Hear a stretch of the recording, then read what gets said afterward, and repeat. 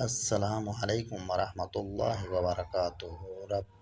رب کہتا ہے کسی کو تکلیف دے کر مجھ سے خوشیوں کی دعا مت کرنا، لیکن اگر کسی ایک پل کی خوشی دے دیتے ہو تو اپنی تکلیف کی پرواہ مت کرنا۔ سبحان اللہ، ماشاء اللہ۔ السلام علیکم۔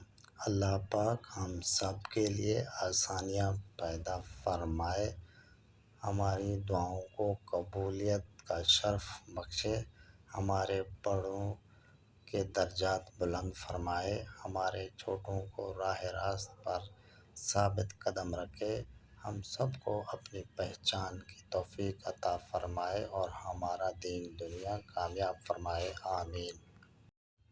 حدیث مبارک خاتم المرسلین نے فرمایا، اللہ تعالیٰ کو سب سے بڑھ کر محبوب بندے وہ ہیں جو لوگوں کے کام آنے والے ہیں۔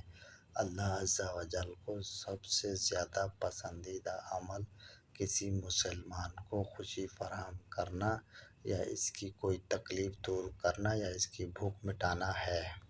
فرمان مصطفیٰ صلی اللہ علیہ وسلم، پلوان وہ شخص نہیں جو لوگوں کو بچھاڑے، پلوان وہی شخص ہے جو غصے کے وقت اپنے نفس پر قابو رکھے۔ سبحان اللہ۔ حضرت عبداللہ بن عباس رضی اللہ عنہ کہتے ہیں کہ نبی اکرم صلی اللہ علیہ وسلم نے فرمایا، تمہارے لیے یہی گناہ کافی ہے کہ تم ہمیشہ جھگڑتے رہو۔ اللہ تعالیٰ نے ارشاد فرمایا، اے میرے بندو، تم رات دن گناہ کرتے ہو اور میں تمام گناہوں کو معاف کرتا ہوں، لہٰذا مجھ سے بخشش طلب کرو، میں تمہیں بخش دوں گا۔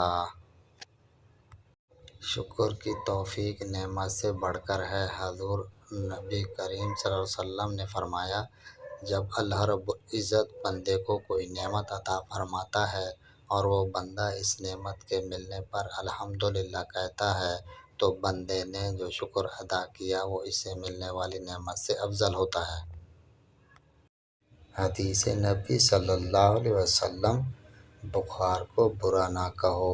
حضرت محمد صلی اللہ علیہ وسلم نے فرمایا ہے، بخار کو برا نہ کہو کیونکہ یہ آدمی کے گناہوں کو اس طرح دور کر دیتا ہے جس طرح بھٹی لوہے کے زنگ کو دور کر دیتی ہے۔